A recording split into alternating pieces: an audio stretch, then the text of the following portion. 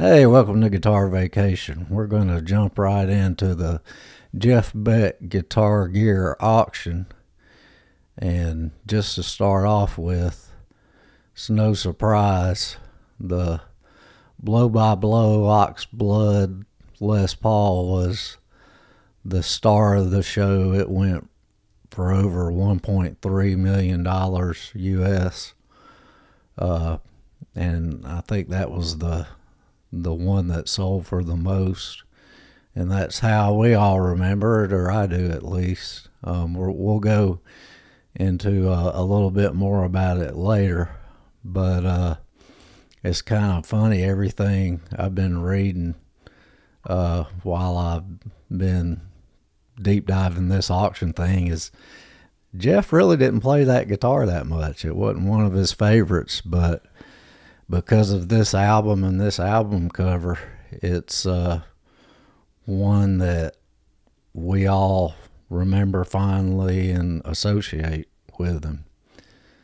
First, we're going to watch a little bit of Christie's auction house talking about some of the highlights. This was before the auction, and it's kind of funny to me because you have these purported auction guitar experts, or they're having to serve as such for the purposes of this video. And, I don't know either of these folks and don't know whether they specialize in guitar, but it's kind of funny to hear some of the conversation around these guitars from what I perceive as being non-guitar gear nerds. Like this guy, he seems like a nice old fella, grandfather type, but he sounds like a guy that irons his underwear talking about rock and roll guitars. So we'll watch a little bit of this. It's kind of funny. Choice here, but this is obviously a highlight. No, spectacular instrument. 1959 Les Paul, flame top as they call them. Tell us about this guitar. Jeff bought it. All right. Bless his heart. He calls it a flame top because he's obviously familiar with the significance of a 59 burst, but this, I don't know. I couldn't figure out if it was a 59 or not. I think Christie's wound up dating it as a 59, but it's not one of the flame top ones. And we'll hear a little bit more about how Jeff Beck, the legend himself, he sanded the sunburst off of it. This one didn't. It was a sunburst guitar, or cherry burst, or whatever they were, but a non-flame model, and Jeff Beck didn't care either way. It didn't fade. He took the finish down to what you see now. Early 1966, when he was in the Yardbirds, I think it was his first Les Paul, and he used it straight away, famously at a BBC recording, Ready, Steady, Go, and then it was on the album Roger the Engineer. So a really seminal instrument for him, and the one in the collection that's been around for the longest, I would say. I feel like this has been through so many changes, like with Jeff's own hand. He changes the pickguard, the switch, and then actually completely strips off the sunburst finish, which is, I think, gives it a really cool monochrome look. It does. And I always found... What a legend. Jeff Beck's got all these vintage guitars, and they were tools to him. He loved them, but he wasn't finicky, and I'm sure he did a lot of this before the vintage guitar market got like it is now, where people are buying bursts for $500,000 or whatever. But he didn't care. If he wanted to tinker with it and change the pickups and strip the finish off, he did. Jeff's famous for being a dude that worked on hot rod cars. That was his other passion, and he kind of treated guitars the same way. It's really interesting to think about that. Very curious. And these guitars were famous for their cherry sunburst finish, which often fades, but it was an interesting move that he made to strip it down to its natural maple cap top. There's great performance history with this guitar, isn't there? Actually, it's unique because it's been played by Jeff, Jimmy Page, and Jimi Hendrix. Oh God, it doesn't get much better than that, does it? Doesn't get better, no, exactly. No, iconic. You see it, it's just kind of funny. I'm guessing she's the Christie auction house person. I don't know that for sure. And he's brought in as the guitar guy. And like I said, it's like, you know, talking to your grandpa about something that should be cool, and the way he talks about it, it's just almost very in an academic tone. You know, I'm a old dude that's not cool either, so when I talk about guitars, they don't sound cool, but I'm just getting a kick out of hearing guitars being conversed about with these two personalities. From Gibson to Fender. Let's go. Let's go. You know, Eric Clapton said, a Stratocaster is a perfect rock and roll machine, and Jeff Beck said the two most significant human endeavors and successes have been the wheel and the Fender Stratocaster. Now, did those guys really say that? I don't know. They probably did. I don't have any reason to doubt it, but the perfect rock and roll machine, you say there, fella, huh? All right. I like the Stratocaster. His go-to axe, I think, in his mid to later Oh, career. we're calling it an axe turned his now, back Granddad. more or less on you know your stuff. Les Paul. Tell us about this. Well, I think that this is Jeff's sort of Buddy Holly Strat. He loved it. He said it should be in a museum. He said it was a pain, but when you tuned it properly, it would sing to you. He got this actually from That's Steve all Marriott Strats. of Humble Pie after a late night session. And then at the time it had a Telecaster neck on it. And Jeff put on this beautiful, incredibly worn maple Strat neck, which he'd already had on a strip Strat that he'd used to record Beckola and other. So I'll stop it there. The point's been made. So Jeff got this. It had a telly neck on it, but it was some kind of vintage Strat body.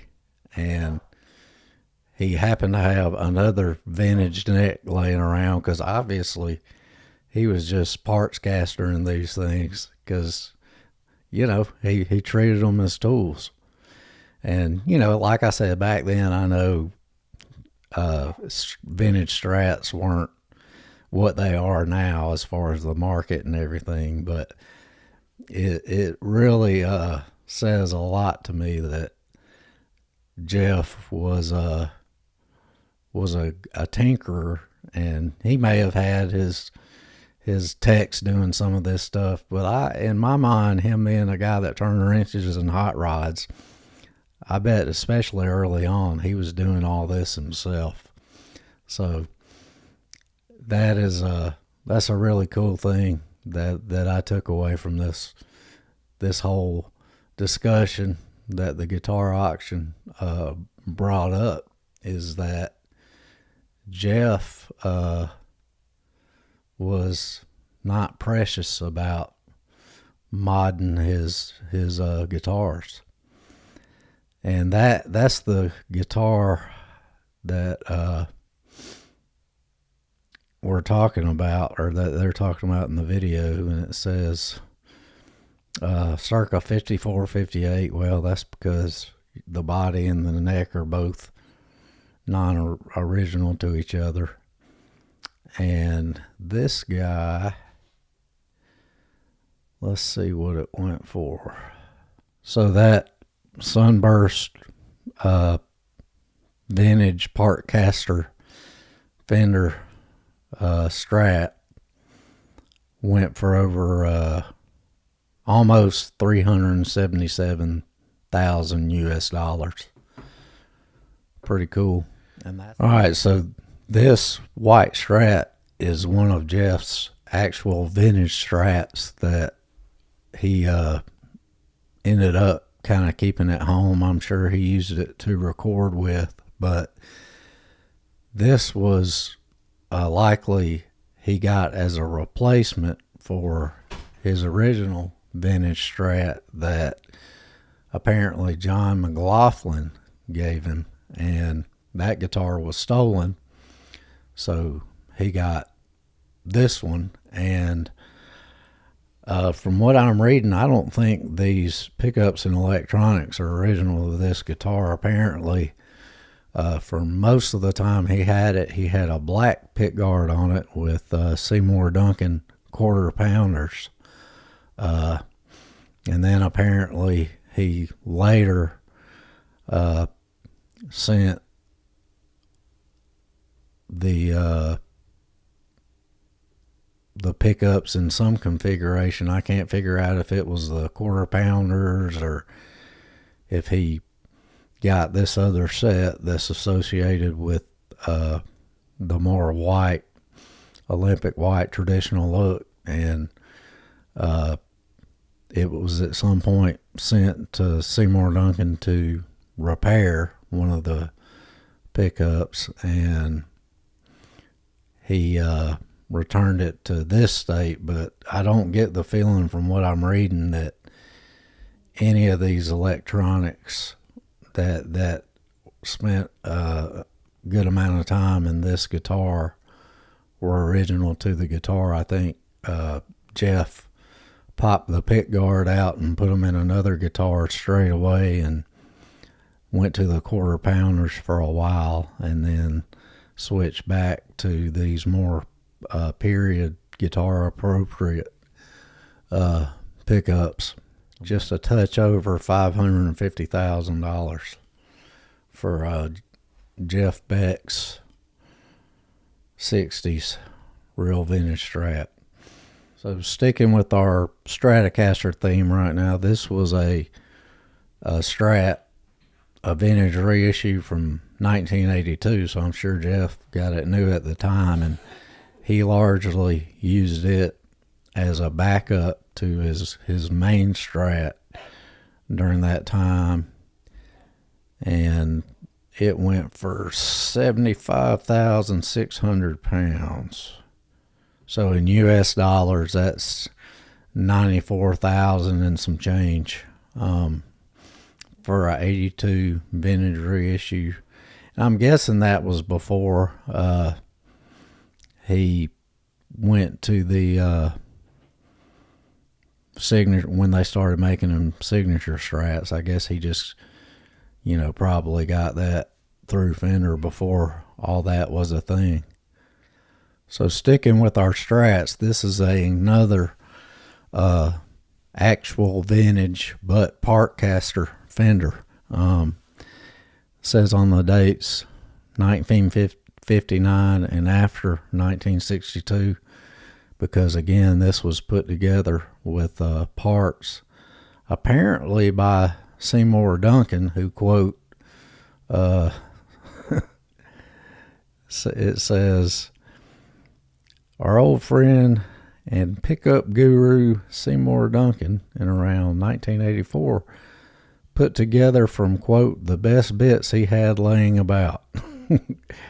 So, in 84, people just have 60s Fenders, necks and bodies laying around, and they're not particularly special, and he matched a good body with a good neck, and it gave it to Jeff Beck at some point, and it became a guitar he used on, I think, a couple tours and some recording. Not one you see a lot, but let's see how much it went for. So 201,600 pounds is what this vintage Fender neck body combo Partcaster went for, and that's around 250,000 $251,000 US. All right. So oddly enough, when you see, hey, it's a surf green Strat, you think of the Strat known as Little Richard, but that Strat is strangely absent from this auction and had me kind of confused for a second, because this Strat was the Fender custom shop. By this time, they had gotten into the signature deal, but this was the backup to Little Richard, and I had to do a little bit more research to see what was up with Little Richard not being in this auction. But I saw the terms that it was retired, and then I finally read something where it said he basically split it in half at some point on stage and had the guitar known as Little Richard, which was also a surf green Strat, glued back together and just kind of kept it at the house. So maybe it was basically not a playable instrument after that.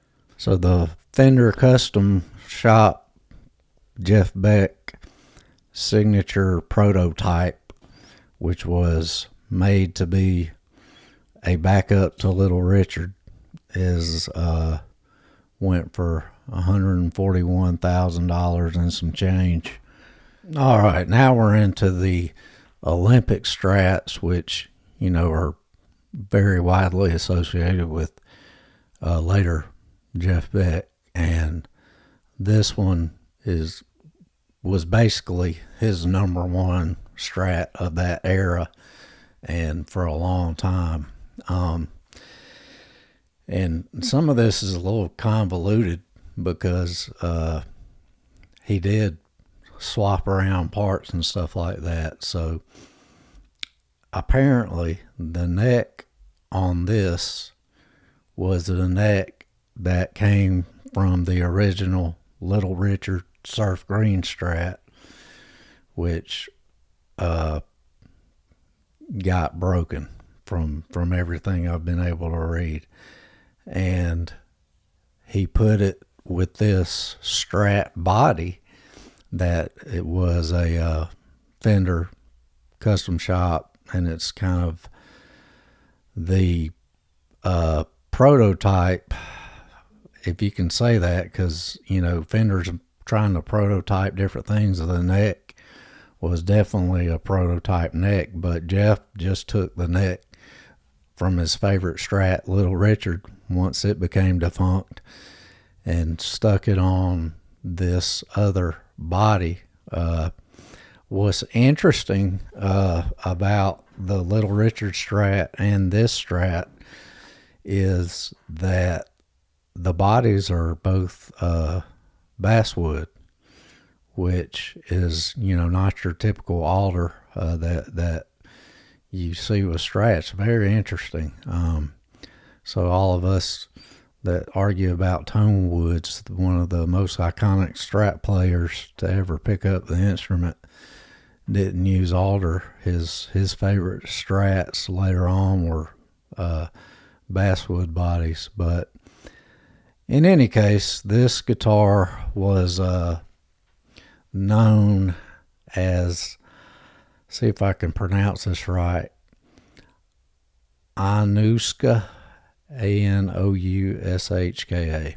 And that was because Ravi Shankar, the Indian musician's daughter by the name of Anushka, signed the body of this guitar, and that's kind of what it was referred to as by name.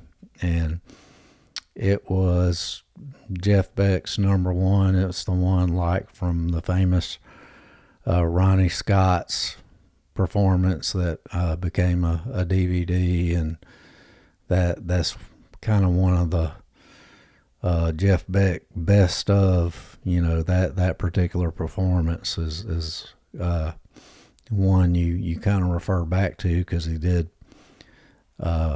songs from a lot of different albums, a lot of different areas, and was really awesome that night. Awesome band with Tal, is it Wakenfield on bass, and just a really good album and DVD for Jeff Beck fans.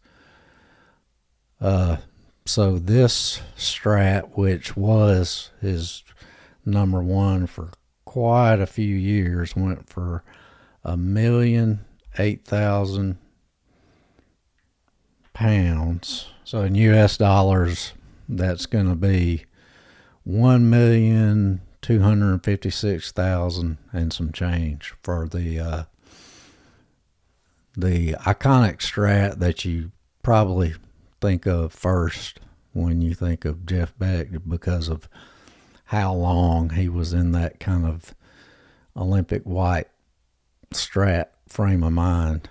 But again, it is a parts caster, really. It's a neck that came from another one of his favorite guitars, matched with the body. That, yeah, all this stuff is Fender custom shop stuff, but he definitely was pairing his favorite neck with the body of his choice to come out with the Strat he wanted. Very interesting. Moving into different guitars other than Strats that were somewhat iconic. This is a Jackson, and it's not one that I was particularly familiar with. I think that era of Jeff Beck, I was a young kid, and it just is never something that rose to my attention. But I saw a lot of folks on forums and whatnot mentioning this guitar, and talking about it being a big ticket item that they thought of finally. And it is pretty cool that, hey, there was a period in the early 80s where Jeff Beck played a Jackson, and it's a pointy headstock. I can't tell if that's a Floyd or it's definitely not a Strat bridge, I'll tell you that. It looks like some kind of double locking Floyd type system. And he apparently used this pink Jackson on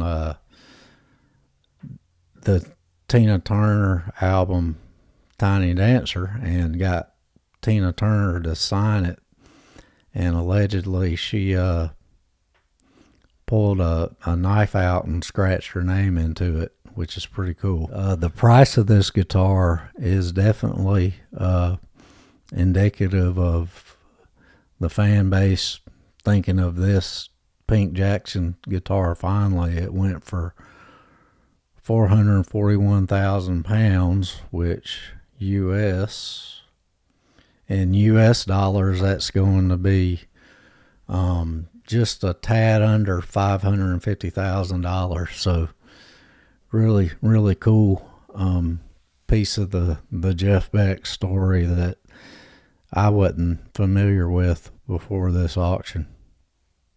Apparently, during that time, there was also this other Jackson, and these are all guitars that were made by Grover Jackson, the Jacksons we're looking at, and presumably this was a kind of a backup to the pink one. It's a orange one that was made specifically for Jeff, and it fetched 176,400 British pounds.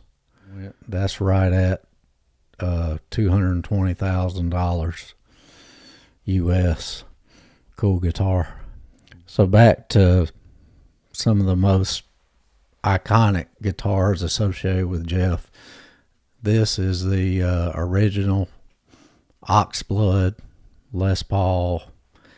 I've read different things about the year. It's got listed here as a 1954 and later whatever that means. I've heard it referred to as a 55.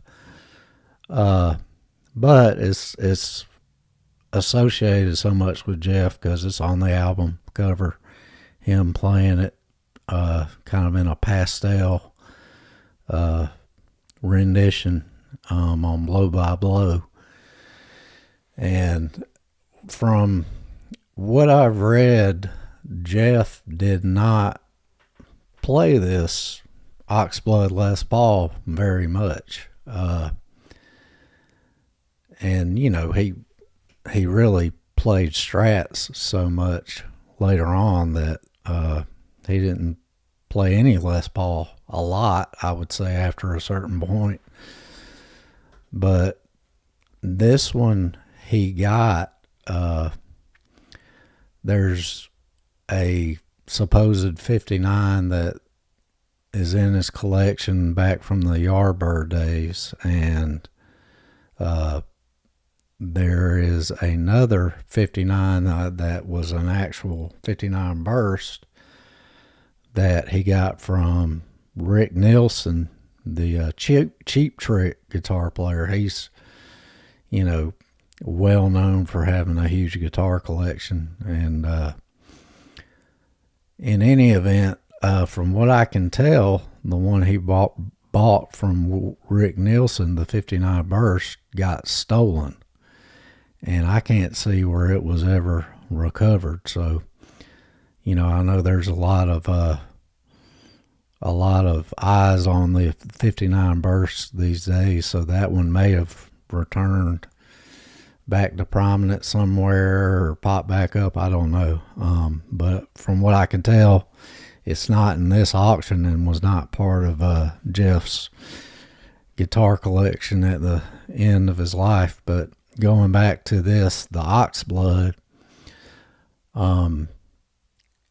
he got this when I think the Yardbird Les Paul had seen better days. It was pretty beat up, and I think the neck may have been broken on it a couple times. And in any event, he got this guitar. It had already been refinished and had a bunch of stuff done to it. Now you can obviously see the bridge is customized.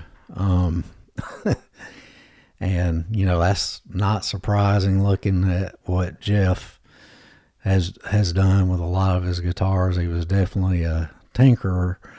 But from what I've read, it had been refinished, and it was originally a gold top with P90s in it, and the owner of it had it refinished, had it routed for humbuckers, and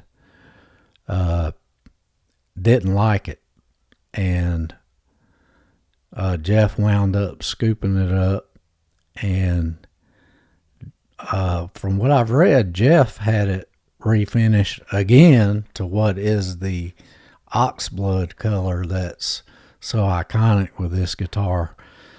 But, you know, it's hard to tell without taking a close look, but supposedly the pickups don't really fit in it that well, and the rings are a little wonky, and so it's definitely got that Jeff Beck tinker magic thing going on, where it's definitely not how the guitar came off the assembly line at Gibson. And I think he got this when he was playing with Bogart, and is it Bogart? The Humble Pie guys. I can't pronounce this. The other name starts with an A. I don't want to embarrass myself, but the album he did with those guys is spotty to me. There are a couple tracks that are awesome, and there's some that are just okay.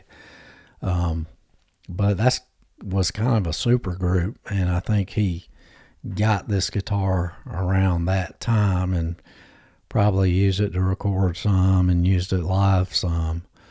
But as we stated earlier, it was the star of the show as far as what it went for. £1,068,500, which in U.S. dollars is over 1.3 million. So somebody's got definitely got a piece of Jeff Beck history with this guitar, even though by all accounts he really didn't play it that much. And the other really iconic guitar associated with Jeff is the Tele Gib, as it's called.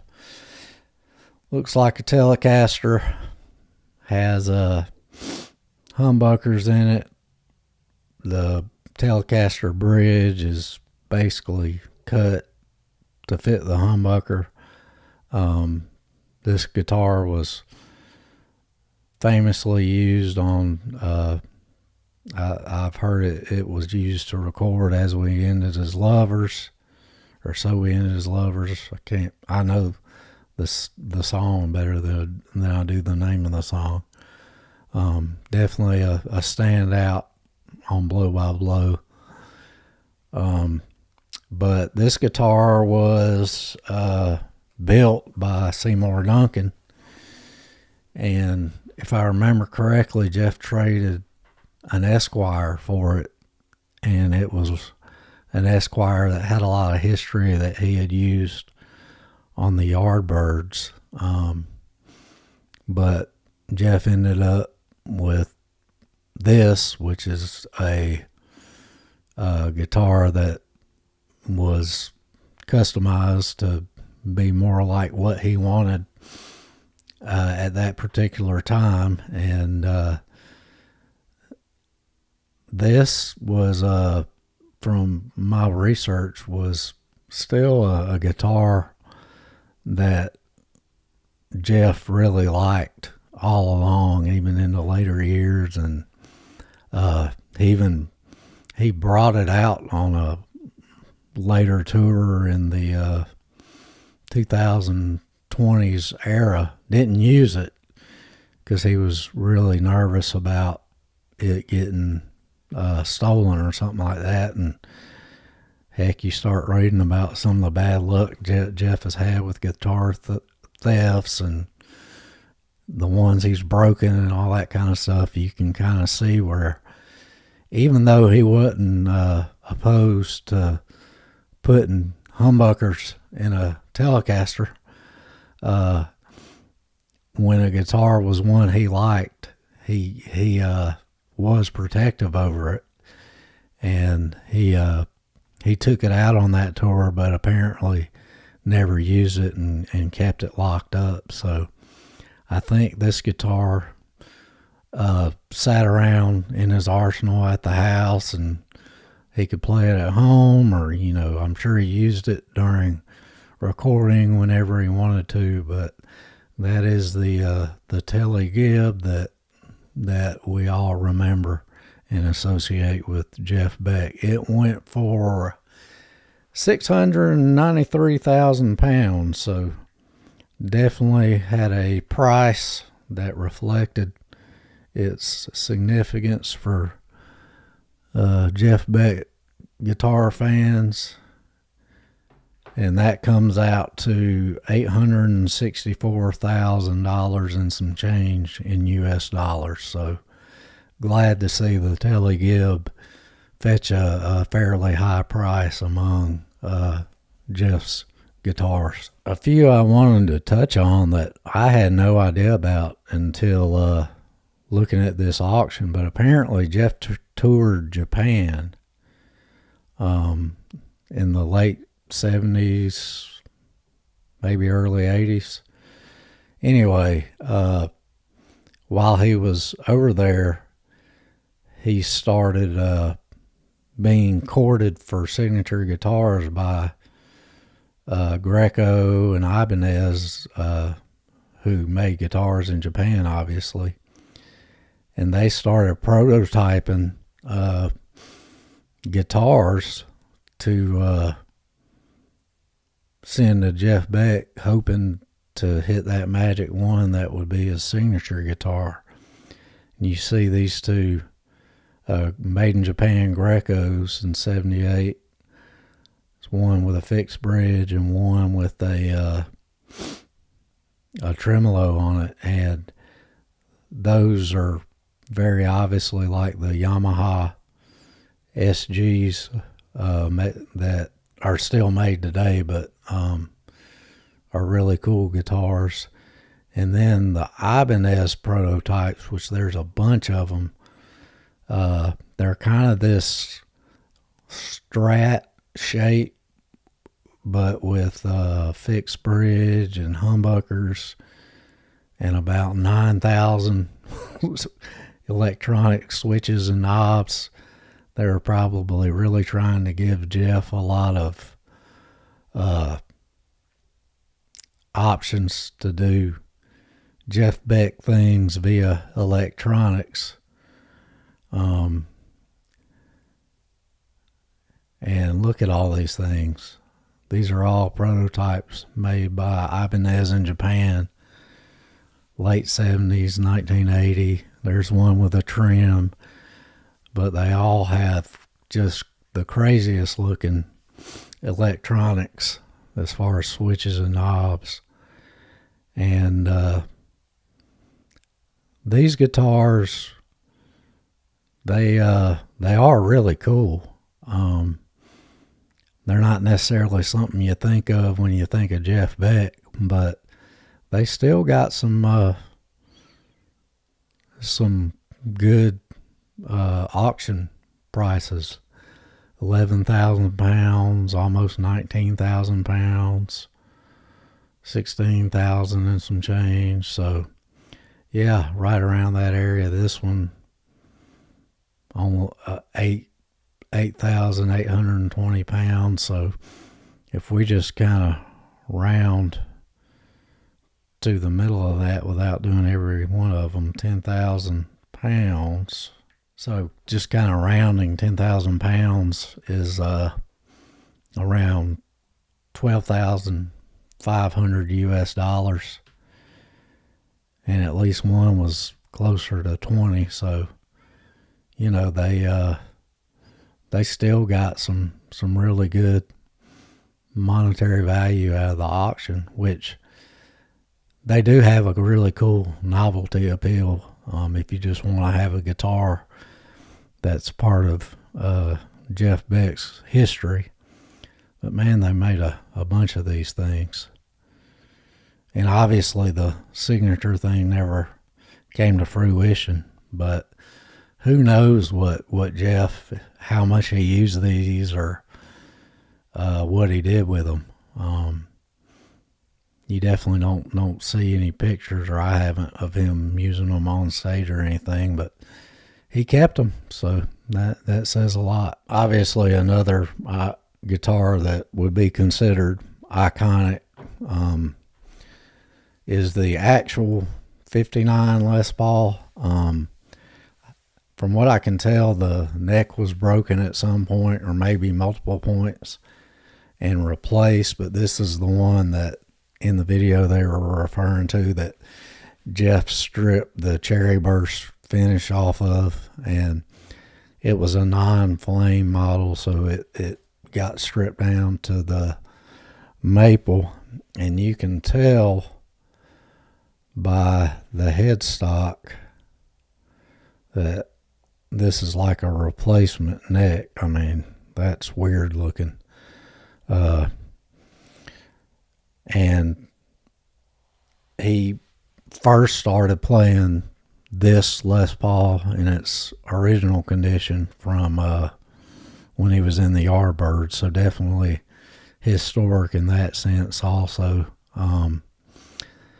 You get the feeling by reading the little bit of Jeff Beck Les Paul lore that after the neck had been compromised on this guitar, he bought the 59 burst from Nielsen, So I think he was largely looking to either retire or replace this guitar, because it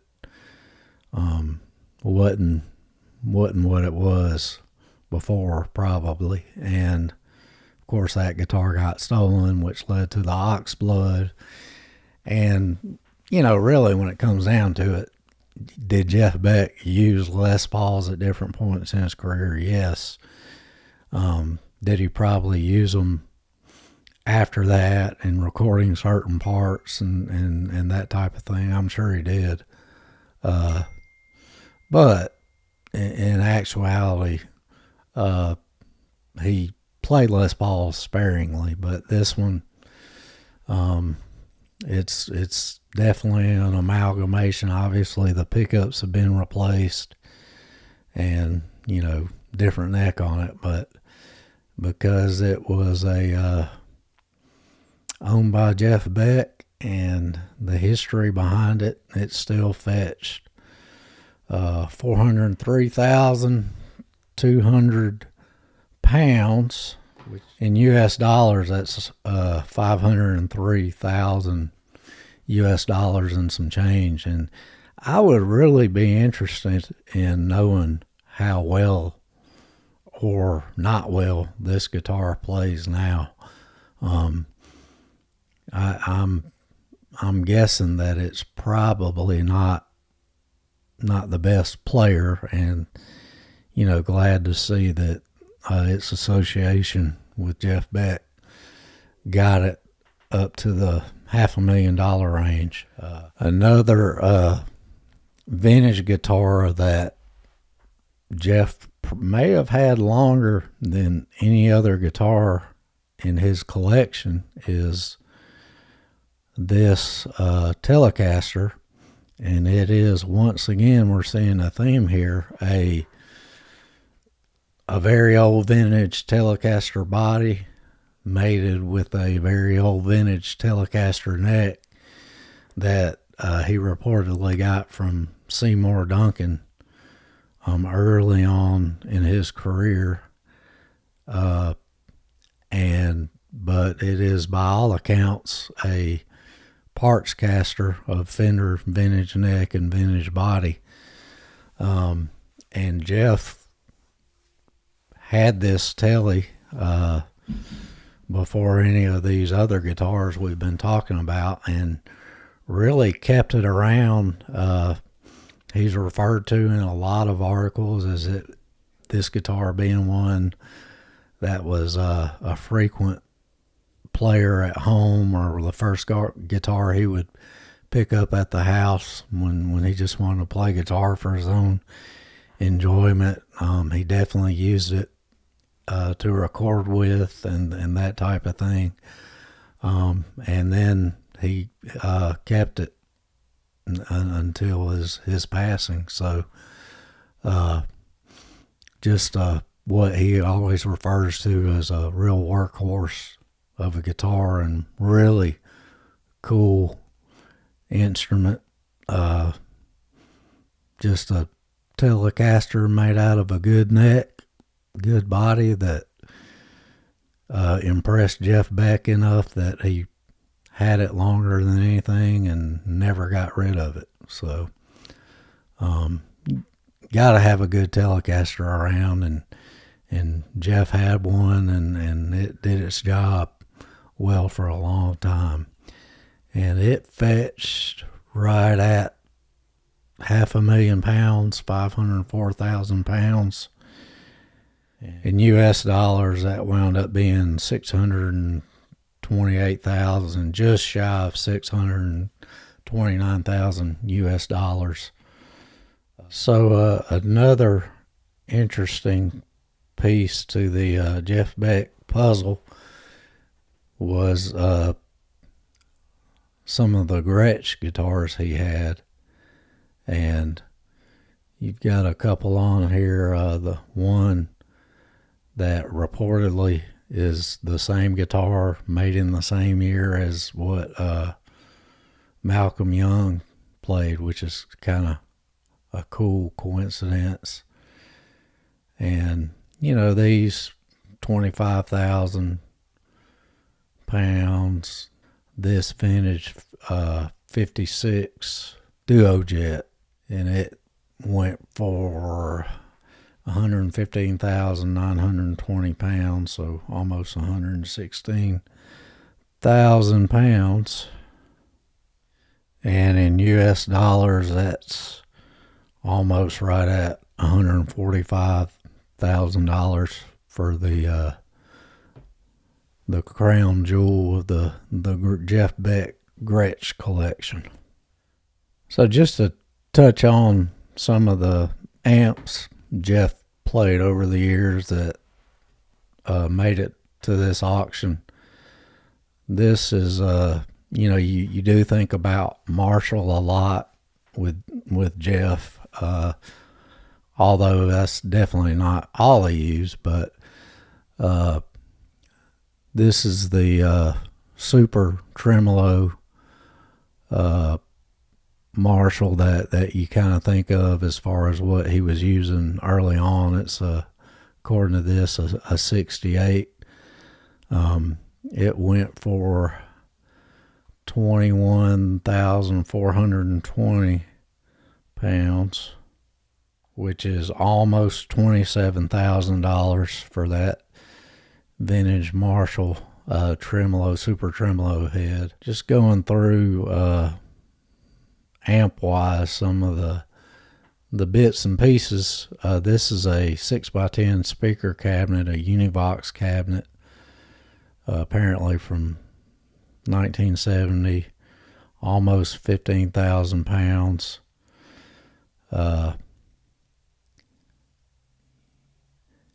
You have a Fender Deluxe, Tweed Deluxe, 1950, went for 8,820 pounds. And you hear a lot that Jeff used these small amps a lot in recording. This is a Tweed Pro 1953 vintage Fender, went for 9,450 pounds. I've even heard of times Jeff had a couple Marshall stacks visible to the audience, but had like a little Fender Pro mic'd that was actually making the sound. That's unconfirmed, but I have read accounts of that. Looking for some more. So these are kind of interesting. So you have the Princeton 2 and Twin Reverb 2, which are not the classic era of these amps. I'm not sure what or how much he used these, but they kicked around in his collection and he didn't get rid of them. And this one, the Princeton 2, went for 8,190 pounds. The Twin 2 went for 11,340 pounds. Not amps you see as far as Fender era that are like referred to as being particularly desirable. 53 Champion, one of those tiny little Fender Tweed amps you don't hear of a whole lot. 12,600 pounds. That is a Bassman reissue, Tweed Bassman reissue that went for 13,860 pounds. You have these 1980 I guess reissues of the 100-watt super leads, and that lot of two went for 11,970 pounds. JCM 800s, I guess they're both 100-watt JCM 800s, went for 8,190 pounds. pounds. I think of a lot of Jeff Becks' later live performances. He was using the Marshall like JCM 2000s. I think he preferred the 50-watt ones. And there's a couple here that sold as a lot for 7,560 pounds. And then you have these racked DSL 50s, which are, kind of in that layer Marshall multi-channel amp era. And you see them racked, and they're sold in a lot with the rack case, but that was what he was using a lot of the times live, was these DSL 50s, so nothing really special. Now, if you read further, supposedly the main one of these he liked was one that was sent to him and a couple like it to some other famous guitar players. It doesn't say whether or not they were prototypes or different from what became the market DSL 50, but he clearly favored one DSL 50 in particular. But you see he had backups, and he was running multiple cabinets and everything, so he could use this racked out 3-head deal in several different ways. But that combination of that and this foot controller and routing boxes, I guess those are, sold as a lot for 18,900 pounds. So that lot sold for over $23,000 for a later iteration of Jeff Beck's live amp rig. So these Marshall combos, apparently he got one as a gift for his 74th birthday. So these are obviously were used later on, and then he liked it and subsequently got another one, and he used these on his the last stuff he was doing live with Johnny Depp and all that, and those went for 40,000 pounds. So in US dollars, these were almost right at 50,000. These two, and I don't even think he would have had these for very long. But hey, Jeff Beck amps, Marshall, $50,000. I'm gonna get into some of the other bits, and I'm not necessarily hitting on every piece in this auction. These two Strats are kind of interesting because they had the reverse headstock. These are going to be later Fender Custom Shop models that may or may not have come with those necks on them. But he definitely used those. I think those were some of his last Strats used in performances, and they fetched a pretty hefty price at one 226,800 pounds and 252,000 pounds. So late Jeff Beck reverse headstock Strats, 314,000 US dollars for the more expensive of these two. And those would be cool guitars to have, because presumably they may be because they were so late in the game for Jeff, they may be ones that are really set up to play like he was using performance-wise at the end. So pretty cool. And the price they went for shows other people thought enough about them too.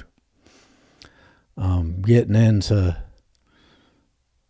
some more parts of the Jeff Beck collection. Here we have his 2022 touring pedal board, and that was his last tour. It's a pretty big board. You know, Jeff was kind of notorious, or not notorious, but kind of known for not having a huge pedal board for a lot of his career.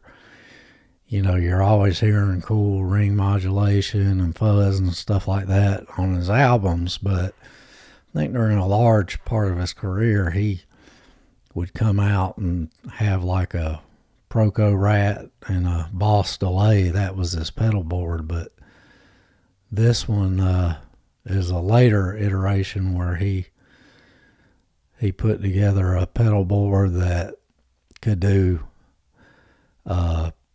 most of the sounds you could hear, or an approximation thereof, throughout his album catalog. And you know, you see a talk box on there, a Archer, which is a clone, and a couple loop switching deals so he could use different amps. You know, nothing on there is like knock your socks off rare, I don't think. Definitely a working man's, or your working guitar player's pedal board. But that one was Jeff Becks, so it went for £126,000, $150,000, or $157,000 and some change for a late iteration of a Jeff Beck pedal board. This one is referred to as his session and studio pedal board. It went for £12,600. I'm just going to take a quick glance at it. You got your MXR Super BA pedal, your Archer clone, Echoplex. I'm guessing that's a wah-wah, not an expression pedal. Powered by the old MXR ISO brick. And, you know, pretty minimalist pedal board. That goes back to the kind of, you got some dirt and some delay, and that's what I think most of his career Jeff did pedal board wise. Couple of amps that are kind of outliers. Apparently Magnatone was trying to get Jeff Beck to do signature amps. You know, Jeff Beck was pretty much known as a Marshall guy for the most part. And, you know, now looking back, you got, they were able to get a Slash signature, and, you know, definitely Slash is a Marshall guy. So apparently they were trying to do the same thing with Beck, and they put together these Magnatone heads for him, and I'm not that familiar with the Magnatone product, but one is a Super 59 Mark II and one is a Super 59 M80. But I'm assuming Jeff was worried about maybe making Marshall folks mad, or other signature endorsement deals he had. I don't know. But they did not put Magnatone on the amps. They put Becktone. And reportedly he did like these amps later on. in his career, at least to the point where he kept one on stage. There are accounts that said that he just liked the way they looked, and he would have one on and lit up because of the aesthetic effect. And it served as kind of like a third backup, like if everything else goes down, you've got the Beck tone. But reportedly he did like them and did use them to some degree, but I don't guess the signature amp thing ever came through. So those actually went for £30,240, which is around $37,700 and some change. So expensive magnetones. Here is another pedal board it's referred to as a small performance pedal board. You got the Snarling Dog, Wawa, I guess, old Aquapus Echo, a real Klon, and the H&K Roto-Sim pedal that I'm trying to remember the name of it, but it's one that's pretty highly regarded as far as Roto-Sims. And I'm betting he did use this at one time as a performance pedal board, but it obviously wound up not being used afterward when he was using the Archers and the bigger pedal board. This pedal board sold for £35,280, which comes out to $44,000. But it does have a Klon on it. And while we're on the subject of Klons, there was one original Klon that was sold by itself. Jeff Beck owned Klon Centaur, and it went for £13,860, which is in dollars $17,300, almost on the dot, for a Klon Centaur owned by Jeff Beck. And by accounts I've read,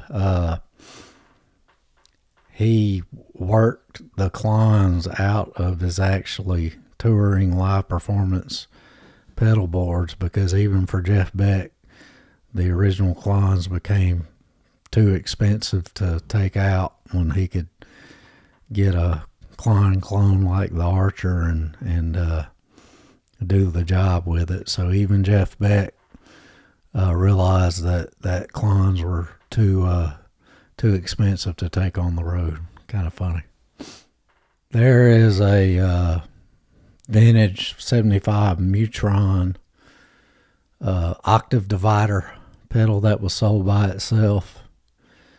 It went for $5,292, or excuse me, pounds. It went for 5,292 pounds, which is right at $6,600. Vintage piece of gear, but definitely got that high of a price because it was played by the great Jeff Beck. So as we kind of wrap up, this hasn't included every piece in the collection. You do have several more Strats that were Fender Custom Shop or Jeff Beck signature Strats that he played over the years. You have this is a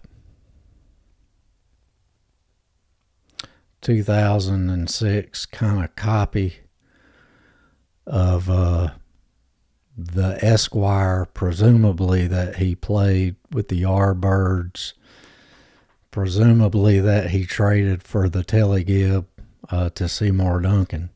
But it's like a Fender custom shop version of that guitar. And you've got a lot of different bits and pieces like that. You know, there's basses Jeff played. There's a neck that went for 30,000 pounds. That must be a vintage, 1972 neck that he probably had on one of his more played guitars at one time.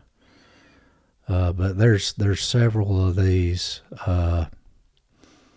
You know, we mentioned the guitar synths a little earlier. You know, he was a musician that had access to whatever he wanted. And he had a Chapman stick. I mean, you know, a couple more basses he had. Then you'll see there's some novelty items like this Strat has hot rod graphics, and it looks like it's got lace pickups and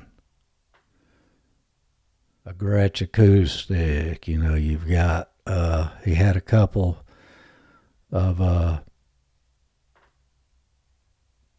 pedal steel guitars there, you know.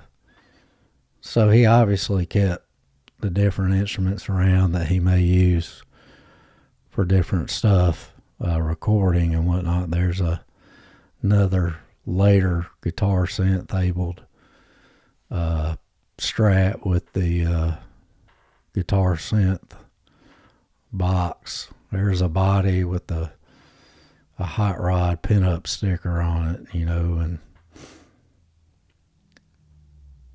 these are going to be some later Strats that were just part of his arsenal from Fender Custom Shop stuff. One's 44,000 pounds and a Tele that's 21,000 plus pounds. A couple more, that Strat, a red Strat that looks like kind of a custom shop Jeff Beck signature deal. Yeah, it says it's 93 and 98, so once again, probably a body he liked, mated with a neck he liked, but that sold for 30,000 pounds. And you know, there's some different bits and pieces in here. Other Marshalls and amps he played. A couple of Gibson hollow body that looks like a ES 175, 163,800 pounds, a Guild hollow body with P90 pickups on it, 18,900 pounds. And this is says a Seymour Duncan Tele. It's got kind of a hot rod flame deal going on it, kind of a novelty. That went for 20,000 plus pounds. He had the old Jerry Jones sitar. Went for 6,300 pounds. You know, you've got several more of these guitars that were part of his live arsenal probably at some point in time, but weren't necessarily a number one. There's a camouflage one. You see a Dan Electro baritone guitar. You know, couple novelty, or this novelty Strat, the camouflage, 25,200 pounds. These are Olympic white Fender kind of custom shop Strats that probably Jeff Beck signature Strats. 88,200 each. And then you see some outliers, a Marshall combo, a Turkish stringed instrument, the Harmony Company acoustic guitar with a crazy graphic on it, and some different bits and pieces. That part probably he's even got the Fernandez travel guitar with the speaker in it that you've seen in a catalog 1,000 times and wonder who bought it. Well, Jeff Beck bought one, and somebody else bought that at an auction for £6,930. So definitely a few more outliers. A 60s Carlos Brazil guitar, one ES 335. Let's see. So that one is an actual vintage 65, 66 ES 335. That surprisingly only got 30,000 pounds. Then you've got these Oxblood Les Paul, like Gibson custom shop recreations, a couple of those. And this one is 126,000 pounds for a recreation of the Oxblood Les Paul. Pretty crazy. From 2008.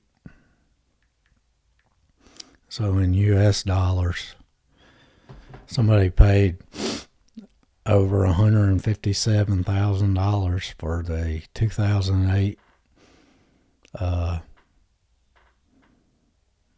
reissue, or whatever you want to call it, of the Oxblood guitar.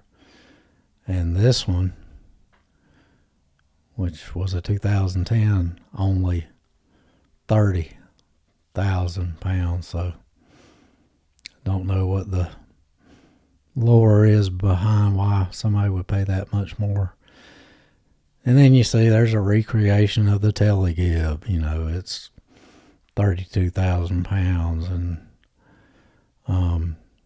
a couple Strats that look like they were made by, I think I remember this one was given to them by a Czech builder, and it's a cool looking Strat copy, probably very high quality. It was given to them by the Luthier, 10,000 pounds, and yet another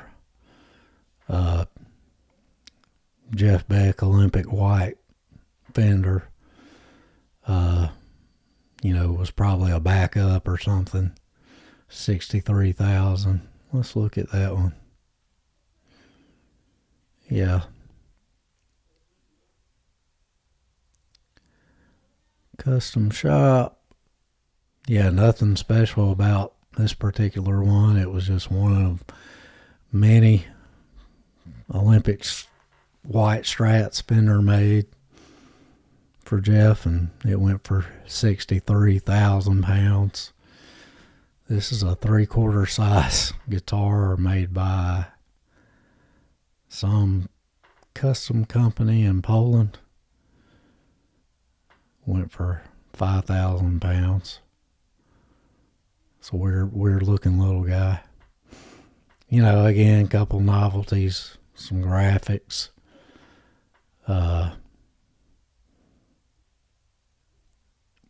Fender Strat with some graphics. A Chinese Epiphone. What is this? Les Paul Pee-wee. Interesting.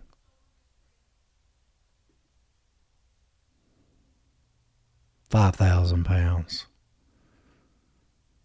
Even two PV made in China hollow bodies. 8,000-ish, or almost 9,000 pounds, and 7,500 pounds. This is a Strat neck, 2011, 15,000 pounds. There's a violin in there. I think there's any special about that. A novelty electric guitar. And more a Duesenberg, cool guitar that Jeff had that went for 30,000 pounds. This is probably a 59 reissue R9 that 2020 went for 50,000 pounds. Say probably your same type R9 anybody would get, but that one's got a price tag associated with being owned by Jeff Beck. They're even buying his touring cases and road cases for 18,000, almost 19,000, 12,000 pounds. I mean, obviously, just because Jeff Beck had it. There's a Dean Zielinski guitar Jeff had at one time, 20,000 pounds.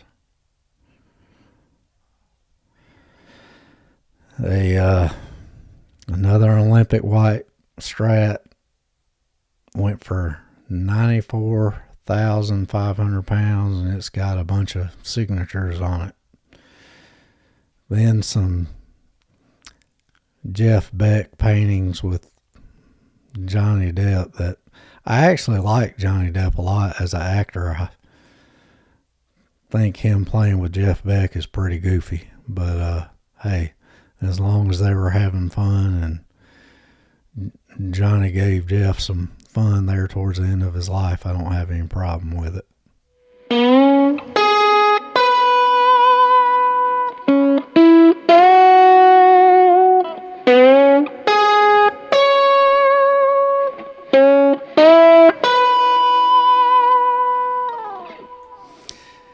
Thanks for hanging out with me and watching while I geek out a little bit on Jeff Beck and all of his cool gear. And to me, his stuff is just that much cooler knowing that he got his fingers on it and swapped out necks and bodies and electronics. And, you know, sometimes he'd just get a Marshall DSL and put it on a little bit crunchy and do his thing. And he always sounded like Jeff Beck. And sounding like Jeff Beck is pretty awesome. So awesome, in fact, that there won't ever be another Jeff Beck. So hope you enjoyed this edition of Guitar Vacation, and as you go around with your little bits and pieces of your gear that you're modded or thinking about modding, and you want to get some of those tones from your favorite guitar player, enjoy your guitar vacation doing it. We'll holler at you soon.